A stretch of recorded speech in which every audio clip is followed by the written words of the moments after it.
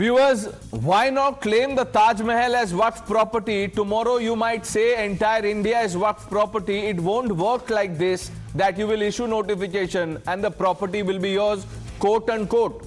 This is what a judge of Madhya Pradesh High Court had said, highlighting the sweeping powers Waqf boards enjoy, allowing them to claim any property as Waqf land with a mere notification without any regard for legality or logic. Viewers, our worst fears have come true. In the latest episode of claims that defy sanity, Waqf supporters are now asserting that the Parliament of India and Delhi Airport are built on Waqf land. Because why not? It's not like these are public properties, or even if they are, how does it matter? Viewers, let's take a moment to appreciate and applaud the sheer audacity of these claims. It's like they're competing in some sort of absurdity Olympics. Next up, be prepared to hear the Taj Mahal is actually a Waqf-owned vacation home. River Ganga is a private Waqf property and you will have to pay rent to bathe in it. How about the stand that the Indian Railways runs out Waqf tracks and money from tickets will go to the Waqf, or a Waqf cess, if you will? Where will this end? Tomorrow, the living room in which you're sitting right now, that will be claimed by the Waqf. Even if you have the papers, they will come and say this belongs to the Waqf, or the building you live in. What will you do? Will Waqf supporters soon claim ownership of the air we breathe and say you owe us oxygen rent? Viewers, the Waqf land grab toolkit is simple. Claim any public property as Waqf land, ignore historical records and documents, refuse to show any proof, and yet demand rent and ownership. Because the Waqf logic says, if it's old, it's Waqf. If it's valuable, it's Waqf. If it's public, it's Waqf. And once a Waqf, always a Waqf. Viewers, enough is enough. It's time to challenge these baseless claims and fact-check the fantasies of the Waqf supporters. Remember, jokes aside, these preposterous claims have real-world implications. They create social conflict and endanger peace and public order.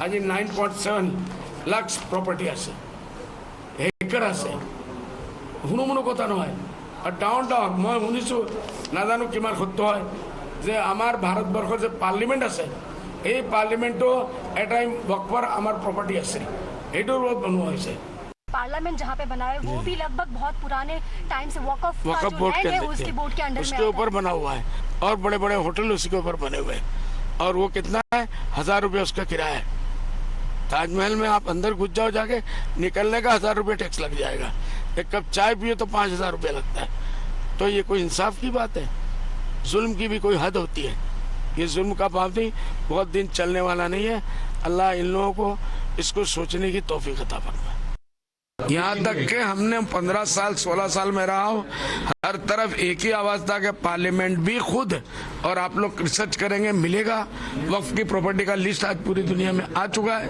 उस parliament है वो खुद भी पूरा का पूरा इलाका वसंत विहार का पूरा इलाका एयरपोर्ट तक यहाँ तक के बहुत से लोग कहते हैं कि एयरपोर्ट भी यही वक्फ की प्रॉपर्टी के ऊपर बनाया गया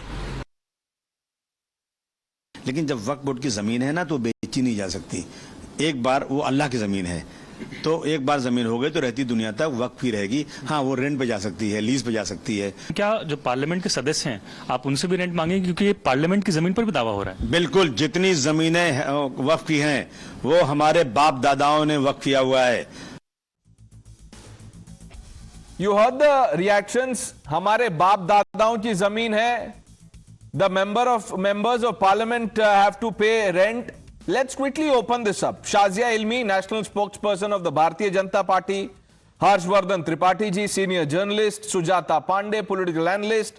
Mohammad Adil Hassan, spokesperson, national spokesperson of the AIMIM. Atikur Rahman Saab, political analyst, and IP Singh ji, national spokesperson of the Samajwadi Party, completes this panel.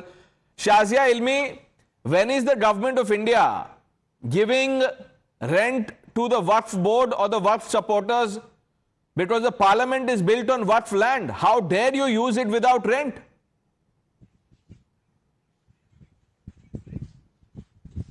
I mean, you know, they've taken the argument to the level of the ludicrous. I don't know what to make of it. And then, you know, what I have a problem with as a Muslim, I have a problem with bringing in of Allah, using Allah for something as idiotic as this. I mean, why do you want to say Allah Ta'ala ye karega? I mean, Allah is here to claim the land or ask for this. Who are you to represent the voice of Allah? And now, and also to ensnare Muslims into making it out to be a Hindu-Muslim issue. When you're clearly just, I mean, you're not even being goofy. You're just being extremely idiotic. And to think हमारे बाप दादा की जमीन है, what kind of दादागिरी is this? You know, instead of people listening to your cause and being sympathetic to it, they will laugh you off. Even genuine claims will be dismissed if you talk like this. And I think it's a big problem. I think it represents people like him, represent the community so poorly and make it almost a laughable proposition that people like us feel embarrassed. It is embarrassing, so to speak. There is so much to be said and done, but he's saying parliament should be given of, and he's saying 5,000 के लोग चाय पीते हैं. मतलब what has happened to Badruddin Ajmal ji? मुझे अफसोस होता है. They have reached a crazy state of being in their minds. They're living in some other reality. And the same people then talk about the constitution. No, but Shazia, you know, Badruddin Ajmal is not alone. Why single him out? You have Samajwadi Party's Abu Azmi, who's echoing the claim. There are others from the Samajwadi Party and Congress who have endorsed the claim. Let me bring in Harshvardhan ji. Harshvardhan ji, आपके पीछे जो ये सुंदर किताबें रखी हुई हैं, ये आपकी अपनी है या वक्फ की है या आपके पास कोई बिल है, पर्चा है जो वो जब आएंगे तो आप दिखा सकते हैं उनको? देखिए प्रणय जी, सबसे पहले तो ये कि भारत का संविधान है, कानून है, और वो कानून लागू नहीं हो रहा था, अब लागू हो रहा है, इसलिए ये परेशानी है। और मैं शुरू दूसरी जगह से करता हूं। वक्फ की प्रॉपर्टीज पर जो कब्जा है, जो दूसरों ने किया, या जिसको ये क्लेम करते हैं कि हमारी जमीन पे तो संसद से लेके हवाई अड्डा तक सब है, इनके बाप दादाओं ने दी। मैं जानबूझ के कह रहा हूं, जब ये कहते हैं कि इनके बाप दादाओं ने दी है, तो सबसे पहले तो ये भारत देश से खुद को अलग कर रहे हैं। इसको जरा समझिए। कोई भी अगर ये कहे कि हमारे बाप दादाओं की जमीन है, इस पर तो सिर्फ हमारा हक है, तो वो पर्सनल प्रॉपर्टी जैसा हो जाता है। अगर ये मानते कि अल्लाह की प्रॉपर्टी है, तो ये भारत में रह रहे हैं, भारत देश है, तो फिर तो इनको ये कहना चाहिए कि हर भारतीय, हर व्यक्ति उसकी बेहतरी करेंगे, हम इस जमीन पर हर किसी का अधिकार है। पहला ये मसला। वो दूसरा, अब महत्वपूर्ण बात, ये कहते हैं कि भाई वक्फ लैंड को जिसने दिया वो अल्लाह के लिए दिया, औकाफ कर दिया, ठीक है, एक बार हो गई। जब भारत से निकलकर पाकिस्तान बटा, तो यहां से तो मुसलमान गए, जाते हुए सब ने लगभग अपनी जमीन वक्फ कर दी। भाई जब आप पाकिस्तान में जा रहे थे, तो हिंदुस्तान की जमीन को आपने क्यों दे दिया, कैसे दे दिया, किस अधिकार से दे दिया?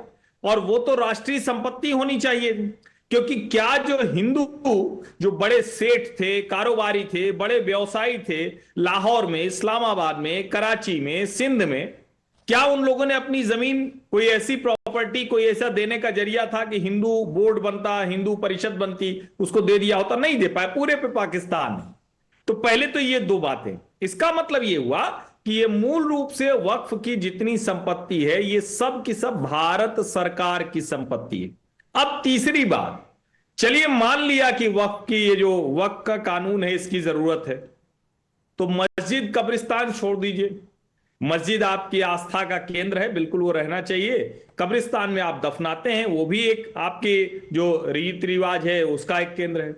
लेकिन भाई जो लाखों एकड़ जमीन है, उससे आप क्या कर रहे हैं?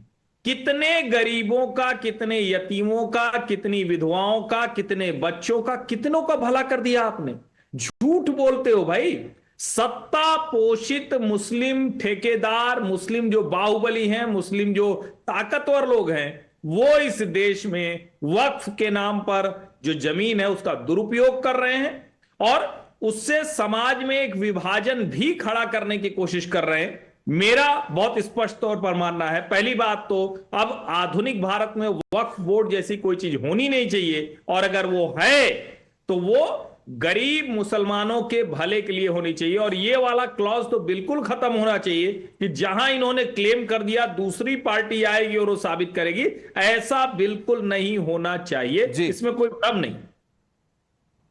आदिल हसन, असादुद्दीन ओवैसी ने कहा था, अगर आप चाहें तो मैं पढ़ दूं या वो पूरा उनका कमेंट भी है, साउंड बाइट है, वो चला सकते हैं, जो आपको आसान लगे। सुन ही लीजिए, आप एक बार सुन लीजिए, बैरिस्टर असादुद्दीन ओवैसी को सुन लीजिए, फिर सवाल पूछता हूं। ये अगर कानून बन जाएगा, उत्तर प्रदेश में 1,21,000 वक्फ की प्रॉपर्टीज है, 1,12,000 के पास कागज ही नहीं है। वक्फ यूजर खत्म हो गया तो जायदादें कौन लेगा? वो जायदादें कौन लेगा बताओ? तुम्हारे पास लीगल उसके ऊपर इख्तियारी नहीं होगा, कोई भी घुस जाएगा। वक्फ यूजर निकाल दिए। आदिल हसन, प्रॉपर्टीज ही नहीं है, प्रॉपर्टी के डॉक्यूमेंट नहीं है, ओवर 1 लाख प्रॉपर्टीज, उसके डॉक्यूमेंट नहीं है, बोल गए बैरिस्टर साहब। अब अजमल बोल रहे हैं कि पार्लियामेंट वक्फ लैंड पे है, अबू आजमी को उस पे रेंट चाहिए।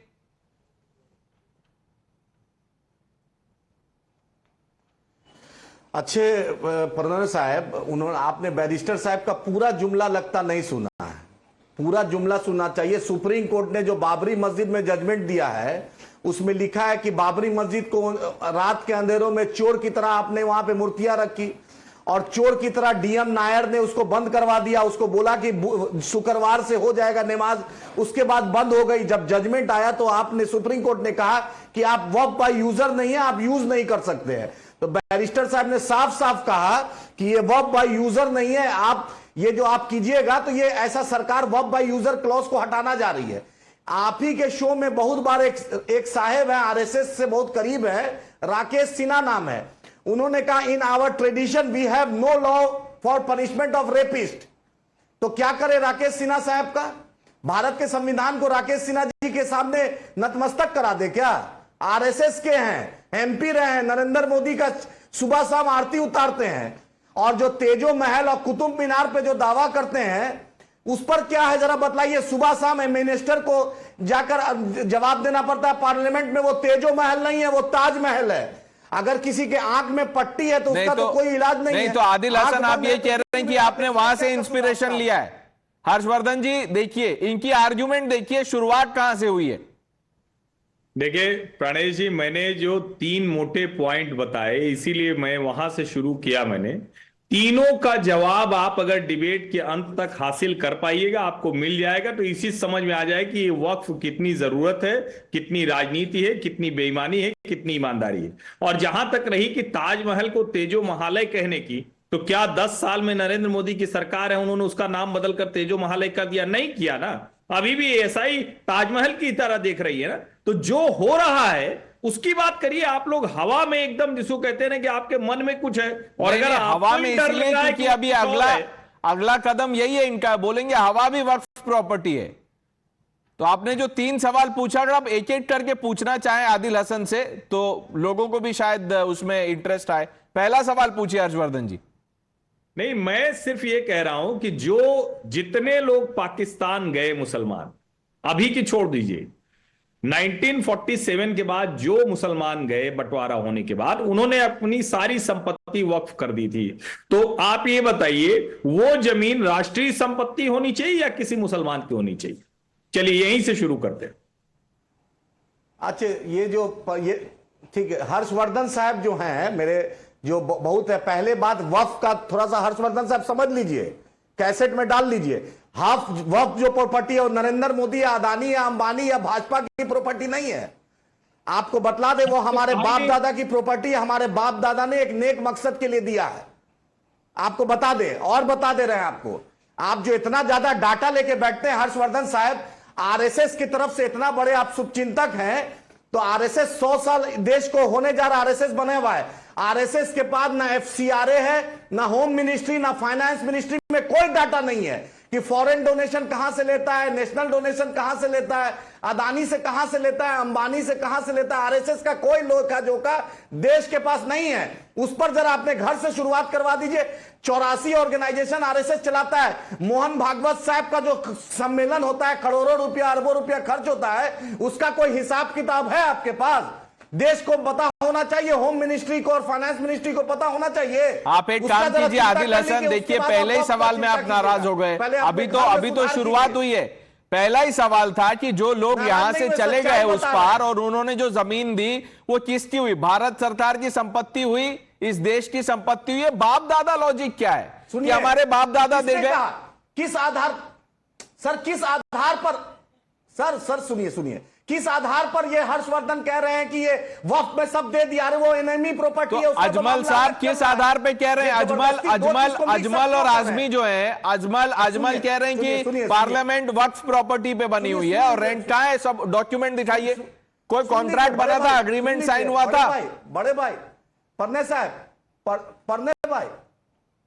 परने साहब सुन लीजिए, तेलंगाना, आंध्रा, उड़ीसा और तमिलनाडु में 12 लाख करोड़ की जमीन है। वक्फ से 2 लाख एकड़ ज्यादा जमीन है हिंदू एंडोमेंट बोर्ड के पास।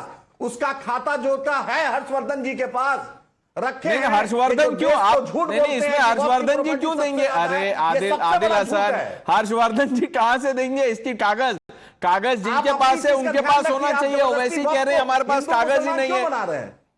आपसे सवाल पूछा, आप बोल रहे बाप दादा की, देश की संपत्ति है कि नहीं? वो बोला है। नहीं, देश की संपत्ति है कि नहीं? यूजर बोला है। नहीं तो वक्फ बाय यूजर का अरे डॉक्यूमेंट तो आपको बाबरी मस्जिद का एग्जांपल भी दिए हैं। नहीं तो उसमें तो फैसला भी आ गया। आपको और भी कई केस में फैसला आ गया, लेकिन आप सुप्रीम कोर्ट पे नहीं मानते। अच्छा, एक चीज मैं आपको और बता देता हूँ। 1 मिनट आदिल भाई 1 मिनट डालिए भाई। नहीं 1 मिनट सुनिए, ये सिर्फ लैंड ग्रैब का मसला नहीं है।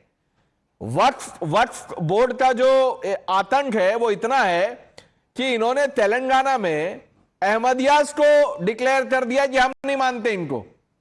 ये वक्फ बोर्ड क्या सर्टिफिकेट देता है? क्या है वक्फ बोर्ड? ओवैसी साहब भी नहीं मानते उनको। अच्छा सुनिए, आपको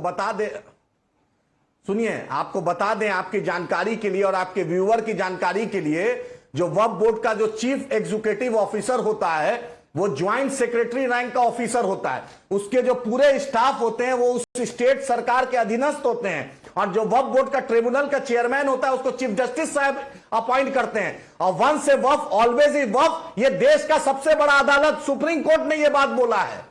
तो वो जो सरकारी नहीं once a Waqf always a वक्फ, ये वंस अपॉन अ टाइम नहीं वंस अ वक्फ को आप लोगों ने वंस अपॉन अ टाइम बना दिया है कि जो भी है once upon a time it was a वक्फ। Sorry, this can't go on like this. Adil Hasan, Atiqur Rahman, I will come to you. Let's bring in the SP spokesperson IP Singh ji. IP Singh ji, जो members of parliament हैं उनको क्या अब रेंट देना पड़ेगा? यही सवाल है। देखिए, बात को समझनी होगी, चाहे प्रणेश जी हिंदू हो या मुसलमान, वो भारत में यही जन्म उसका हुआ है। वो धर्म के आधार पर आप उनको अलग समझ सकते हैं, लेकिन सांस वो यही लेते हैं। यहां की एक एक इंच पर कड़ी जो अंश है उस पर सबका बराबर हक है, चाहे हिंदू हो, चाहे मुसलमान हो, चाहे बौद्ध हो, चाहे ईसाई हो, चाहे सिख हो। और हर्षवर्धन जी से एक चीज मैं पूछना चाहता हूं, जो डेटा उन्होंने रखा कि जो लोग भारत छोड़कर चले गए उनकी सारी जमीन वक्फ बोर्ड में चली गई। वक्फ बोर्ड आरएसएस 1925 में आया और वक्फ बोर्ड का गठन 1923 में हुआ। और कोई मुस्लिम नेता या धर्मगुरु अगर कोई बात कह दे तो उस पर देश में डिबेट कैसे चलती है? संसद तो 1911 में बनी, 1923 में बोर्ड बना और पहली बार अधिनियम जो बना 54 में बना, उसको अगर देखा जाए तो उसको अमली जामा पहनाया गया। और संशोधन के दौर में देखा जाए तो 90 के आखिरी दशक में 95 या 97 में उसको एक मजबूती दी गई। सवाल पूछा आपसे, आप कहां चले गए? वो 2013 में हुआ। आप देखिए हर्षवर्धन जी को जो ये सवाल है आप डिबेट के बाद पूछ लीजिएगा, मेरे सवाल का जवाब दीजिए। नहीं आईपी सिंह जी, आपको जवाब तो आज देना पड़ेगा। मुझे ये बताइए, क्या parliament of India Waqf board की संपत्ति पे? सुनिए भाई, मैं जवाब दूंगा। मैं ये कहना चाहता हूं, अच्छा चलिए, गोरखपुर मठ है जिसके योगी आदित्यनाथ जी मठाधीश नहीं है, माफिया है वो, माफिया। संपत्ति किसकी है? अरे क्या कर रहे हैं आप? पार्टी लाइन के खिलाफ बोल रहे हैं। आप पार्टी लाइन के खिलाफ बोल रहे हैं, आपने मठाधीश बोल दिया योगी आदित्यनाथ को, अखिलेश यादव जी ने उनको माफिया बुलाया है। पार्टी लाइन से आप दूर जा रहे हैं। ये अगर वो अरे भाई 302 से लेके उनके ऊपर 2 दर्जन मुकदमे रहे और स्वयं मुख्यमंत्री बतौर मुख्यमंत्री उन्होंने सारे मुकदमे वापस लिए। अरे तो बोल दीजिए माफिया जानता है और किस तरह का उनका आचरण है। कहां से कहां चले गए? गोरखपुर संसद में क्यों नहीं बोल रहे हैं आप? संसद पे क्यों नहीं बोल रहे हैं आईपी सिंह जी? इतना मुश्किल क्यों है? ये भाषा प्रधानमंत्री हर 2 हफ्ते में एक नया क्लेम हो जाता है कि वक्फ बोर्ड ने इस पे अब ओनरशिप बता दिया है। करना चाहते आप इसका जवाब देंगे या मैं ट्राई करूं अतीकुर रहमान के पास जाने का? आपके पास जवाब है? संसद बोर्ड जो संसद भवन है हमारा, उनको क्या रेंट देना चाहिए अब वक्फ को? देना मैंने बहुत साफ तौर से कहा कि संसद 1911 में अस्तित्व में आई। वक्फ फिर क्यों मान रहे हैं अबू आजमी? आपके पार्टी के बड़े नेता हैं वो, उनको रेंट चाहिए। अरे भाई ये तो भारत सरकार को दस्तावेज के हिसाब से स्पष्ट करना चाहिए। अरे क्या बात भारत सरकार आईपी सिंह जी, आप तो ही जानना चाहते हैं। मैं क्या बोलूं आपको? मैं अतीकुर रहमान नहीं अब आप मत बोलिए, अब आप दूसरे सवाल में बोलिए, तब तक आप रुकिए। IP Singh ji 1 minute sir please, I request you sir please. Atiqur Rahman, when will these absurd claims end? Today it is the parliament, they've claimed the airport. अब क्या बोलेंगे सर नेक्स्ट? आप ही बता दीजिए so that people are mentally prepared.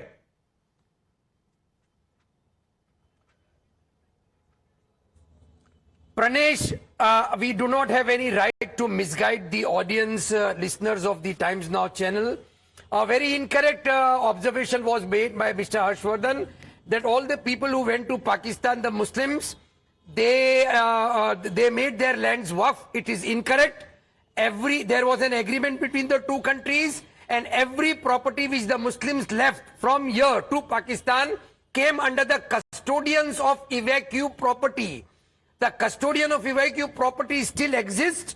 Evacuee property is a different thing. Enemy property is a different thing. Please correct this thing. Such moronic claims, Pranesh, will come time and again that Taj Mahal is this and Parliament is that and airport is this. The correct aspect attached to this is we should reply to them as the ASI did about the Taj Mahal. That the Taj Mahal belonged to this.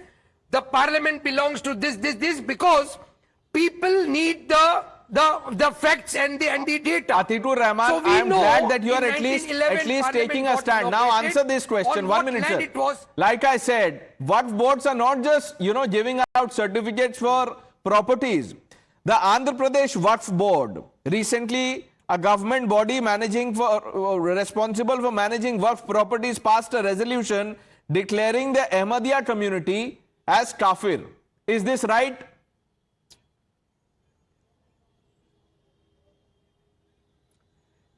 Basically, it is absolutely incorrect to say that Ahmadiyyas are kafirs. Ahmadiyyas read the same kalma as I read it. No, and that all I are understand. Muslims who read I the was kalma. only on the larger So context. This is a divide between the Muslim Right. community and the Ahmadiyya. AIMIM, Adil Hassan, It's will you incorrect. respond to Atikur Ahmadiyyas Rahman? are Muslims, Islamic not scholar हैं वो, barrister नहीं है लेकिन Islamic scholar हैं वो। Sir सुनिए, मैं political आदमी हूं, मैं पॉलिटिकल जवाब देने के लिए आया हूं। मैं इस देश में पूछना चाह रहा हूं कि आज चंद्रबाबू नायडू को ईडी क्लीन चिट दे दिया, जैसे मोदी जी को बैसाखी दिए, ईडी क्लीन चिट हो गया, उस पर डिबेट करा लीजिए। 3 साल के एक मासूम बच्चे का रेप हुआ है नोएडा में, उत्तर प्रदेश में, इसी योगी आदित्यनाथ की सरकार पे, उस पर कुछ हल करा दीजिए। छत्तीसगढ़ में एक कांस्टेबल है तालिब शेख, उसकी बीवी बच्चे को मार दिया गया, सरकार कंपनसेशन अभी तक नहीं दी है, उस पर डिस्कशन करा लीजिए। प्रजापति कम्युनिटी को योगी आदित्यनाथ सरकार के उसके जो लोग मरे उसको कंपनसेशन नहीं दिया, उस पर जरा डिस्कशन करा लीजिए, वो भी अच्छा रहेगा, लिस्ट में जोड़ लीजिए। नहीं क्यों, ये तो मैंने आपको वही पूछा है जो नहीं मैंने आपसे वो पूछा है जो वक्फ ने किया है और ओवैसी जी ने कहा है। अगर आप मानते हैं कि ये फिजूल की बातें हैं, नहीं 1 minute Adil Hasan, if you think no 1 minute, if you think the question I asked you is not serious, then Mr. Owaisi should not have raised it. But let's bring in Sujata Pandey. Sujata Pandey, what do you make first of all of the claims that we've seen today? The parliament is Waqf property, Delhi airport is Waqf property, and that rent must be paid to the Waqf board.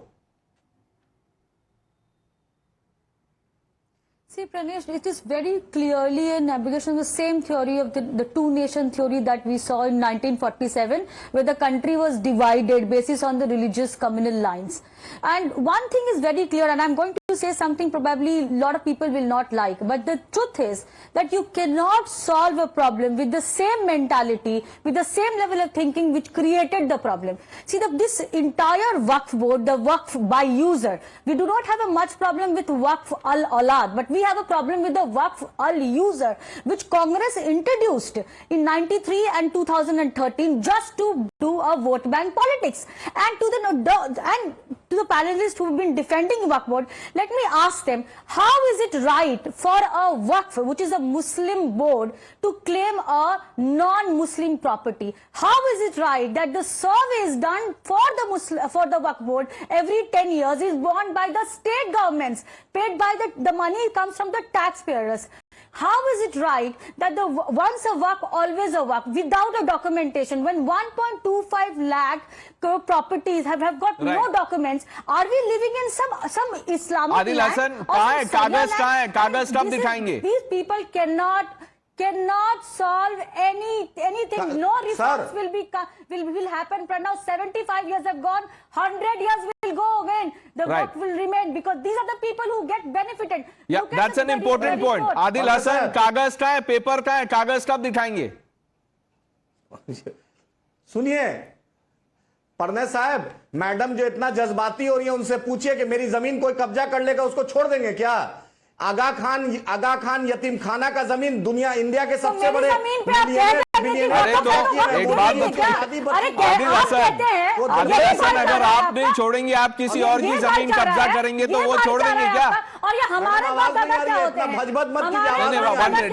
First of all let's be civil. Adil Hasan, please. Madam आपकी आवाज 1 minute. Calm down both of you. 1 minute. Let's not talk over each other. 1 minute. Adil Hasan, मैं बोल रहा हूं आपको, let's be civil with each other. ऐसे थोड़ा मर्यादा बनाए रखते हैं. देखिए वो हमारे हाथ में है, वो बनाए रखते हैं. वो पूछ रही है कि कागज कहां है. अगर नहीं है तो फिर कैसे आप और आप बनाए हुए हैं बड़े भाई? बोलिए. कागज असल नहीं कागज देखिए ना परने साहब, कागज ये है पीएम केयर्स का पैसा है, आरटीआई में नहीं आ रहा है. नरेंद्र मोदी जी की निजी संपत्ति है क्या? उसका कागज कहां है जरा हम पूछ रहे हैं. पीएम केयर्स आरटीआई में नहीं आया, देश को कोई जानकारी नहीं है. हजारों करोड़ रुपया आया कि 10 रुपया आया? नरेंद्र मोदी जी से पूछ लीजिए कि कहां है पीएम केयर्स का लिखा जोखा. अच्छा, तो इसीलिए इसी लॉजिक से ताजमहल भी आपकी निजी संपत्ति हो जाएगी. मदद किया उन्होंने. Shazia Ilmi is responding to you. Adil Hasan, देखिए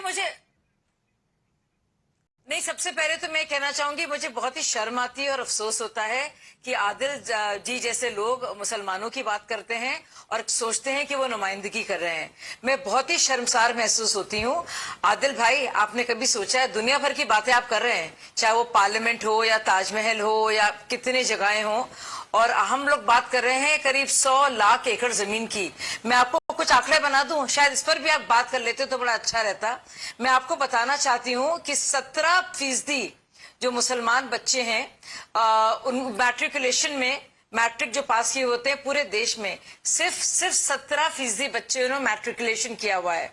जो नेशनल एवरेज है पढ़ाई लिखाई की, लिटरेसी की, पूरे देश की जहां पर है 74%, 74, मुसलमानों की है सबसे कम 57% सबसे ज्यादा इसमें जैनों की है और माइनॉरिटीज की है.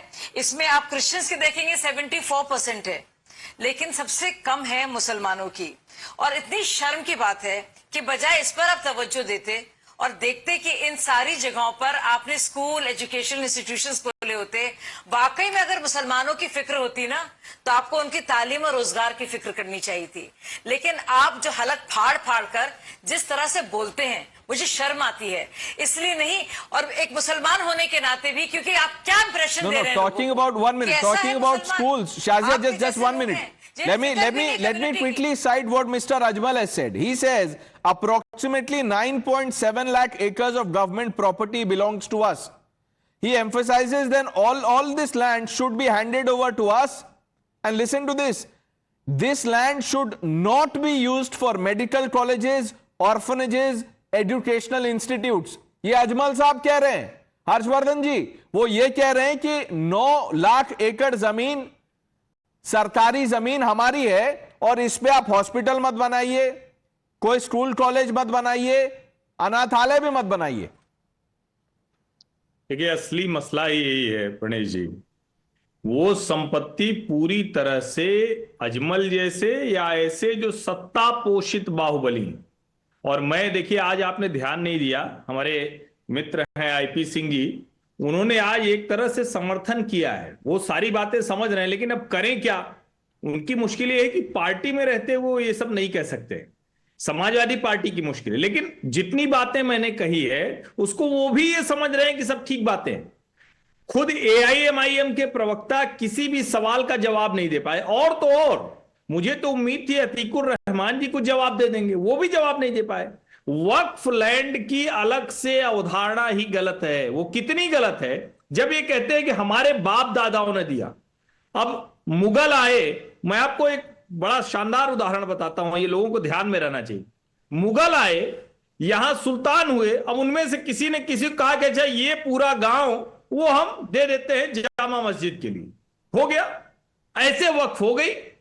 1923 में तो उसके बाद फिर मुसलमान एक्ट बना, फिर वक्फ प्रॉपर्टीज एक्ट आया, फिर 55 आया, फिर कांग्रेस उसको रेगुलेट करने के चक्कर में कुछ और लोगों को उसने अधिकार दे दिए जो कांग्रेस के साथ मुसलमान थे।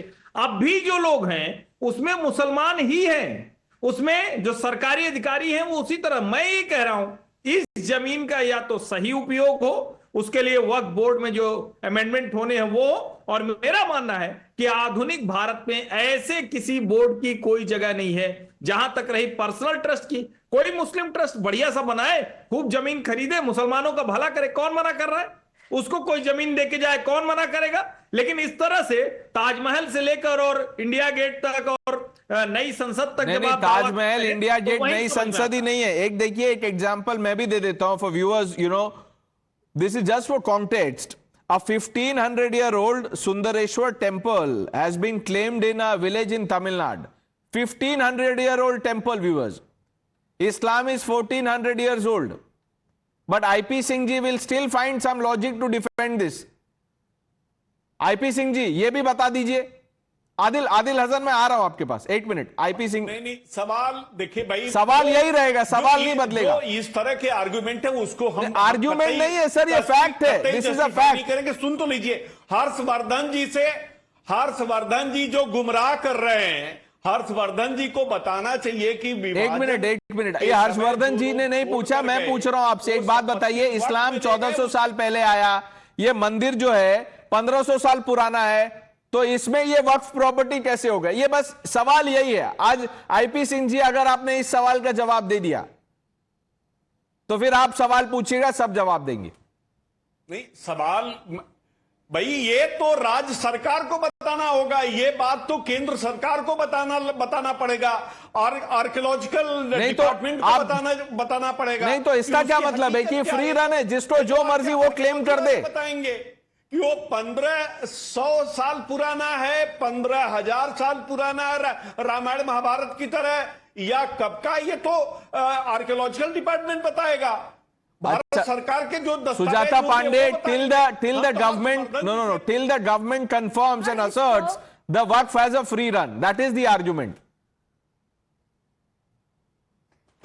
See, Pranesh, the funny fact is, and not funny, actually very sad part of it, and probably we are just making fun of the constitution here, is that the Waqf dispute, if my land has been grabbed and I want to contest it, I want to defend my land, I have to go to a Waqf tribunal, which has only Muslim members along with an Islamic scholar. Now imagine if I made a mandir and that has been claimed as Waqf property. which Muslim scholar or which Muslim cleric will say that this is not waqf property? This is actually, you are taking away my right to live, to practice my religion. I mean, this is absolutely, we are mocking the fundamental rights of a citizen which is non-Muslim. We cannot run like this. This is Sharia law. Or we are living in Afghanistan. Adil Hasan, answer that question. Then What is this बाप दादा logic sir? अब ये देश कानून से चलेगा या ये बाप दादा क्लेम से चलेगा? आप बताइए। सुनिए, परने साहब बार बार बतला रहे हैं और आपको बार बार ये मोहतरमा को जो आप पॉलिटिकल एनालिसिस के तौर पे बनाए, वो तो बीजेपी से जुड़ी हैं, क्यों नहीं लिख देते हैं? दो बीजेपी में ये भी वक्त बताएगा कौन किससे जुड़ा हुआ है। देखिए, मैंने शुरू में कह दिया था कि वक्त कुछ भी कर सकता है। अब आप हर्षवर्धन जी को किसी से जोड़ दीजिए, आईपी सिंह जी को आप नासा भेज दीजिए, अतीकुर रहमान को आप कहीं और भेज दीजिए, उनको शंकराचार्य बना दीजिए आप। नहीं, वक्फ बोर्ड का जो मजाक है ये बंद होना चाहिए। डिटेल कर लीजिए। नहीं, ये अब्सर्डिटी है। आप आंसर कीजिए ना, वो जो सवाल पूछ रही हैं आपसे सुजाता जी। शाजिया ने भी कहा आपसे, उसका भी जवाब नहीं आपके पास। बोलने दीजिए, बोलिए। अच्छा, नहीं ना, अच्छा आप बोलने दीजिए सर बोलने दीजिए। हमारी जो बड़ी बहन मोहतरमा शाजिया इल्मी साहिबा जो बोली हैं, उनको ये बता देता हूं कि अकबर ओवैसी साहब एक नाम है। 18,000 बच्चे को फ्री में ओवैसी स्कूल ऑफ एक्सीलेंस में पढ़ाते हैं। 10,000 बच्चे को फ्री में कोचिंग कराते हैं, मेडिकल का, इंजीनियरिंग का और सिविल सर्विस और स्टेट सर्विस का। उनका नाम अकबर ओवैसी साहब है। माजिद हुसैन साहब नामपल्ली के MIM के MLA हैं। कैंसर हॉस्पिटल को ब्लड की जरूरत पड़ी, 770 बोतल खून उन्होंने दिया। भारत में वाहिद एक MLA है जिसने 770 बोतल खून दिया कैंसर हॉस्पिटल को परसों। नहीं तो इसका क्या मतलब है? नहीं तो इसका क्या मतलब है? MIM का किरदार। और बोलने दीजिए, let me speak, let me बोलने दीजिए पूरी बात। अरे सर, पूरा बात आपको मैं बता दूं, इतनी मेरी बड़ी बहन इतना मुसलमानों का चिंता कर रही हैं, बहुत मैं शुक्रगुजार हूं उनका। बोलने दीजिए, let me speak madam, let me speak, it's my turn. होना चाहिए आपको, किशनगंज होना चाहिए और आपको माफी मांगनी चाहिए। यार आपको यही माफी गलत मांगनी चाहिए बात है परने साहब। आपको माफी मांगनी चाहिए मुसलमानों से, हिंदुओं से तो माफी मांगिए। क्यों माफी मांगेंगे? सबसे ज्यादा गरीब मुसलमानों क्यों से मांगेंगे माफी? और गरीब मुसलमानों को आप जैसे लोगों को रिजेक्ट करना चाहिए। परने साहब गरीब बोलने दीजिए ना। मुसलमानों को अरे आप मैं जैसे देखिए, आप लोगों उन्हीं को को रिजेक्ट बोलवाइए, करना चाहिए। आप उन्हीं लोगों को का बोलवाइए। धोखा क्या है? Why you आप ask लोगों का आदिल धोखा हसन ने? क्या है? एक Why गरीब you ask मुसलमान के आदिल साथ हसन? आपने धोखा क्या Why है? you ask? आप अरे लोग मैडम, धोखेबाज हैं। आप क्या आप उल्टा लोग सीधा? धोखेबाज हैं। परना मायने में आपने आदिल हसन मायने में मुसलमान को शाजिया। इतना ज्यादा जहालत में No, ढकेला I will है, not say. गुर्बत में ढकेला है, नहीं, कभी नहीं, आगे मैडम, नहीं आपका बढ़ने दिया, सर्टिफिकेट नहीं चाहिए। कभी आगे नहीं बढ़ने आपका दिया। सर्टिफिकेट नहीं इसीलिए चाहिए। ये आपकी खुदगर्जी है। मैडम, आप लोग मुसलमानों के दुश्मन आपका हैं। सर्टिफिकेट नहीं आप चाहिए। ना बोलिए नहीं, मुसलमानों के आदिल दुश्मन हैं। हसन अब आपको सर्टिफिकेट लेने में प्रॉब्लम हो रही है, लेकिन जब वक्फ बोर्ड दे रहा है सर्टिफिकेट, बैरिस्टर ओवैसी जब सर्टिफिकेट देते हैं तो उसमें कोई प्रॉब्लम नहीं है आपको। नहीं आदिल हसन, देखिए एक मिनट, नहीं एक मिनट, नहीं आपने बोला, आपने बहुत कुछ बोला, बहुत मौका था आपका, ये तो समय तो हमेशा कम रहता है। मुझे एक बात बताइए, आप कह रहे हैं सर्टिफिकेट नहीं लेंगे, लेकिन वक्फ बोर्ड सर्टिफिकेट देता है, ठीक है, बैरिस्टर ओवैसी सर्टिफिकेट देते हैं तो ठीक है। मुझे आपके लॉजिक से, Harshvardhan ji correct me if I am wrong, मुझे बताइएगा अगर मैं गलत बोल रहा हूं या ये आर्ग्यूमेंट या लॉजिक गलत है। आदिल भाई जो बोल रहे हैं उसके हिसाब से तो जो लैंड सीलिंग एक्ट थी 1972 या 3 की, वो भी गलत थी, वो भी तो किसी बाप दादाओं की जमीन थी जो सरकार ने ले ली थी। तो ये बाप दादा लॉजिक अगर उस समय भी होता तो देश में क्या होता? देखिए प्रणय जी, मैं इसको कहने पर अभी नाराज न हो जाएं अतीकुर रहमान या आदिल भाई, बाप दादा कहेंगे तो अंत में तो कोई न कोई हिंदू ही निकलेगा ना। कितने मुसलमान आए थे बताइए ना आप, ये गंभीर सवाल मैं कर रहा हूं, ये इसका जवाब नाराज हो के नहीं, थोड़ा शांति से दीजिए। कितने मुसलमान आए थे बाहर से? जब आक्रमणकारी आए तो कितने मुसलमान आए थे? मैं ये कह रहा हूं कि आज कुछ लोग, जो लोग इस्लाम को मानते हैं, जो लोग मुसलमान हैं, उनकी एक आस्था है, पूजा पद्धति है, उनका अपना तरीका और उसका सम्मान होना चाहिए। लेकिन जब हम लोग ये सब कह रहे हैं तो क्या संविधान के दायरे में बात अच्छा नहीं, वो जवाब देना चाहते हैं हर्षवर्धन जी, वो बार बार हाथ उठा रहे हैं। हाँ ठीक है, बिल्कुल मैं चाहूंगा वो। परने साहब, हम आदम और हव्वा की औलाद है, ये मेरा ईमान है। हम आदम और हव्वा जो दुनिया में आए थे, ये मेरा फेथ है। उस पर कोई लड़ाई करेंगे क्या? आदम और हवा के औलाद है। और ये मैडम जो बोल रही थी वक्फ बोर्ड स्कॉलरशिप पर, तो एएमयू किशनगंज का पैसा अब 10 साल मोदी जी नहीं दिए, अलीगढ़ और जामिया का पैसा मोदी जी कम कर दिए, 40% माइनॉरिटी का बजट कम कर दिए, मोमा का स्कॉलरशिप बंद हो गया, प्री मैट्रिक पोस्ट मैट्रिक का स्कॉलरशिप कम हो गया, हमने डिमांड ड्रिवन इन्होंने ये किया है कि इन्होंने कह दिया कि अहमदियाज जो हैं वो मुस्लिम्स नहीं है, काफिर हैं। ये किया है बैरिस्टर ओवैसी साहब ने, ये किया है। हर बात के लिए इनके पास एक काउंटर लॉजिक है, लेकिन ये सवाल का जवाब नहीं देंगे। हर्षवर्धन जी देखिए, अब आपने भी सवाल पूछा, उसका भी जवाब उन्होंने नहीं दिया, लेकिन अब देखते हैं आगे अब ये क्या क्लेम करते हैं। मुझे तो बस I just want to tell all our viewers watching this broadcast that beware of the Waqf tyranny. Just beware, viewers. Let's move on. I thank some of you for joining us. Let's move on.